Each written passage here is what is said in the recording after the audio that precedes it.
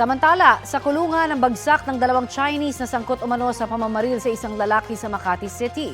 Balitang hatid ni Bam Alegre. Sa cellphone video na ito mula sa pulisya, kitang natuntun nila ang isang kotse na may lamang mga baril. Dalawang lalaki ang sakay nito. Pinadapa sila sa kalsada. Ayon sa Southern Police District, suspect ang dalawang lalaking pawang mga Chinese sa pamamaril sa isang lalaki sa open parking lot na isang building sa Makati City. Initially, nakuha na natin yung mga pangalan, mga Chinese nationals ito. Tinitrace natin kung saan sila nanggaling at saan sila nakatira. Base sa investigasyon, hindi tinamaan ang target nilang lalaki at sa kotse tumama ang mga bala ng baril. Hindi humarap sa kamera ang biktima. Ayon sa pulisya, nasa maayos siyang kalagayan at nakikipag-ugnayan sa kanila. Ang tangkang pagpatay sa biktima nasaksihan ng isang empleyado sa gusali. Si sir namin po, pauwi na po. Tapos nung umandar na po yung sasakyan niya na paano na po dito.